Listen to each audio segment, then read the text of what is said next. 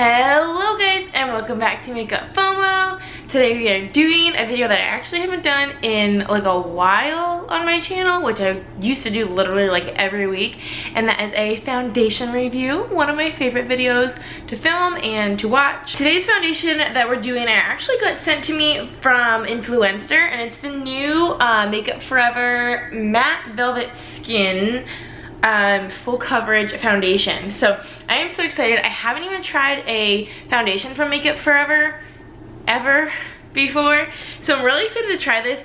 Y'all know, if you've watched any of my previous foundation videos, I do typically prefer a more like luminous, like, you know, radiant foundation, but this is a matte velvet foundation, so that leads me to believe it's like gonna be like a demi matte, which I don't mind as long as it's not like a drying, like suck your face kind of matte. I'm probably gonna still like it. And it says it's a lifelike full coverage, like lifelike. So I don't really know what that means, like as opposed to fake like full coverage. I assume they mean like skin like full coverage, and I do love me a good full coverage foundation, so I am very excited. So when you open up the little box that we get, it just has the I guess kind of specs, if you will, about this foundation. So it says it's a breathable full coverage non-cakey matte finish with 24-hour wear, oil-free, and comes in 40 shades, which is definitely a pretty sweet shade range, I would say. 40 shades, especially for like the initial launch. And then we get like just this little informational booklet. The innovative Flexi Fit Complex allows matte velvet skin's lightweight oil-free formula to bend and breathe with your skin for a flexible full coverage foundation that never cakes, flakes, or fades. So it says use the Step 1 Skin Equalizer primer to hydrate and get skin ready for makeup. So they actually sent over with the foundation. It's just like a little trial size. So this is what that looks like. I have not tried this before, but apparently it kind of goes with the foundation. So I'm gonna start with that, and that's pretty much it. So it has some claims that sound pretty good. This is the box. It's so cute. I love Makeup Forever's little logo and like the black and red situation they have going on. They sent me the shade Y305, which I don't get. I guess I just don't understand their colors, because it doesn't say like light medium or like beige or something. It literally just says Y305, and like this is the only place on the packaging, you probably can't really see it, that's the only place on the packaging where it says it. So this is what the bottle looks like. So you get 1.01 fluid ounces, which is basically 0.01 more than your standard foundation, so not a ton extra, but it is a little bit more. So we're gonna do this kind of like we always do. We're gonna use a sponge on one side. This is the L'Oreal, I don't know what this is called, but it's like the L'Oreal sponge. And then I have my Sigma F80, and let's just get to trying this. Okay, I zoomed y'all in a little closer so you can see what we're working with. I don't have anything on my skin yet, because I knew I wanted to try this primer. As you can kind of see, if you've seen my other foundation videos, I typically have very clear skin. I almost never break out, like ever. But I have this one little zit here that's kind of going away, and then I have a couple just like really fairly small. This one's almost gone. They're just like little, but they're super red on my chin, and I'm not sure why. So I do have a little bit to cover, more than normal for this video. So this is supposedly full coverage, so I guess we'll kind of be able to test that out with my blemishes.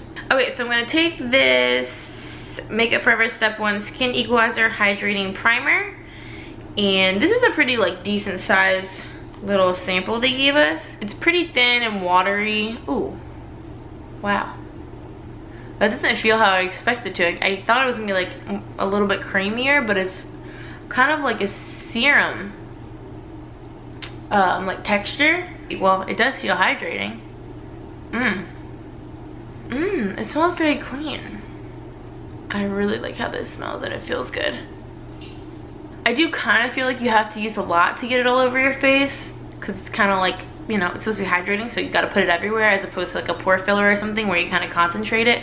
So I feel like this probably won't last very long, because I do feel like I used a good amount. It did leave my skin looking a little bit glowy, mostly just hydrated, not really glowy, but I like that so far. Okay, so now we're going to go in with the foundation. Like I said, this is shade Y305. You know what I'm gonna do? Because I don't know, like, what does Y305 mean? So I'm gonna really quick just look up on the website, the Makeup Forever website, where this falls in the range. Like, is this like one of the lighter shades? Is this like in the middle? So, hold on. Okay, so according to Makeup Forever's website, this actually does have a name.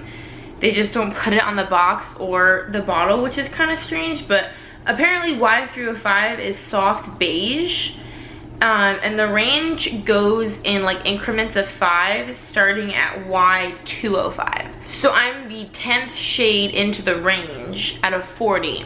So I guess it's kind of medium. I guess this would be like light medium if I were to, because you know it's the first quarter of the range. So I don't know how much to use, obviously. I'm just gonna pinch them out. It's just a little squeezy tube. You can kind of tell it just has like the little squeezy nozzle, which this kind of packaging, I feel like most people just really like a squeezy tube. You can get all the product out. It's easy to travel with. Right off the bat, I smell something on this. I mean, I like the smell. It's definitely a fragrance though. It's not subtle. I'm gonna start with a brush on this side. The brush is usually what I prefer. So as y'all saw, I didn't put very much because since this is full coverage, I didn't want to go ham. I feel like it has like a tiny bit of drag to it, at least up here. I mean, my forehead is like the driest part of my face. I also think I probably could have used just a tiny bit more because as you probably saw, like I was only able to blend it to like right here. So I wasn't really able to get like any under my eye or anywhere near that area, but that is what it looks like with the brush and just one thin coat.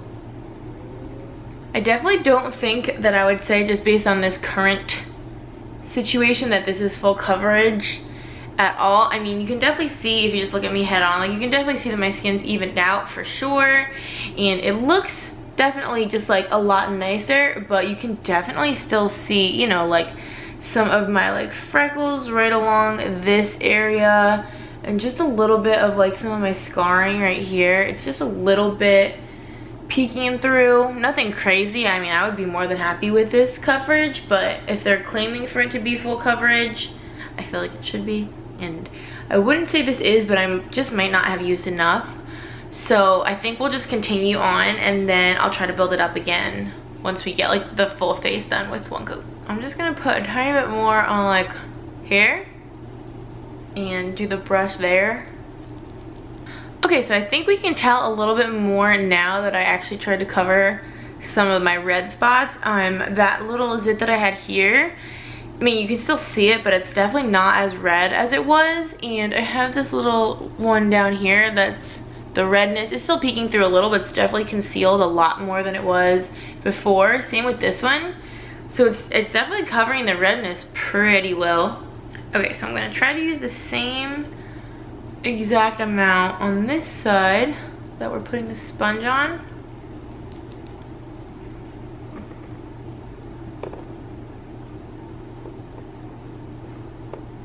So this is what the side with the sponge is looking like. I think they honestly look almost identical. Like, you can still see a little bit of glow on both sides, because obviously since the sponge is wet, sometimes that'll add a little bit of glow, but I would say it didn't really add any more than the brush did, you know? And it looks to have blended everything really well. Nothing's patchy at all, and I'm usually just a little bit apprehensive that the sponge is gonna take away a little bit of coverage just by absorbing the product and kind of shearing it out.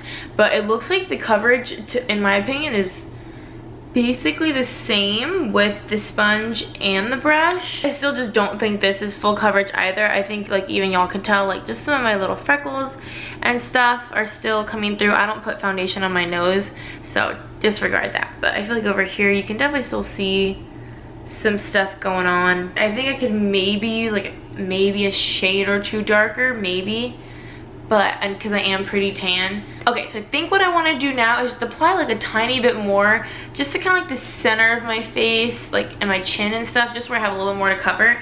And I'm going to use the brush only because just in general I prefer application with the brush, and I just want to see if we can build this up a tiny bit more, or if it like starts getting cakey at all. It says it's never cakey, so let's see.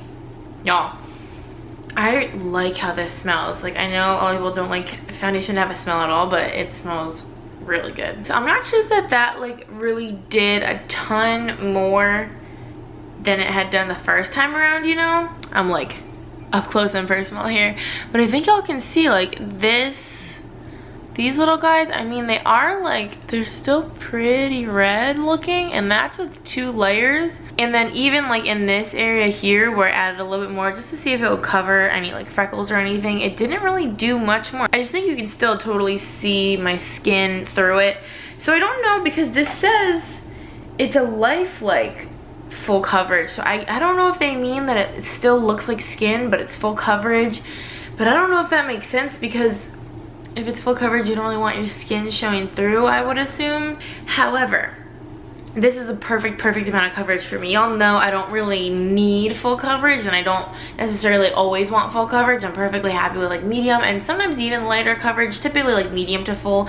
But I'm totally fine with medium coverage, especially because typically I don't have a lot to cover on my skin, and even if I do have a few blemishes, I can just spot conceal them. So this, for me personally, I love. Like, this is definitely something I would wear out and about.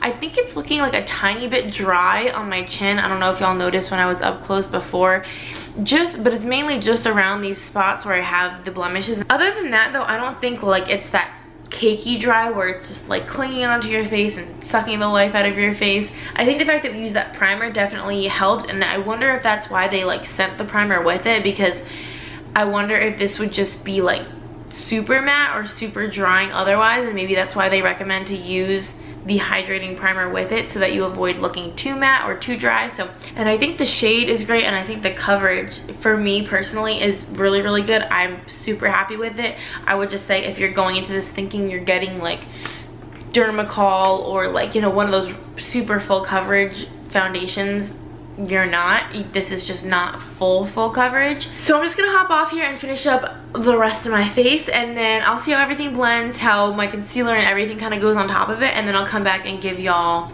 some more thoughts. Ooh, babe, do you hear the ice cream truck? You should go get us ice cream. Okay guys, so we are back with the rest of my face done, and this foundation looks good. Like, it looks good. Obviously, like, I feel like a foundation always, well, not always, but generally looks a lot better once you have the rest of your face done, just because, you know, you've got more going on.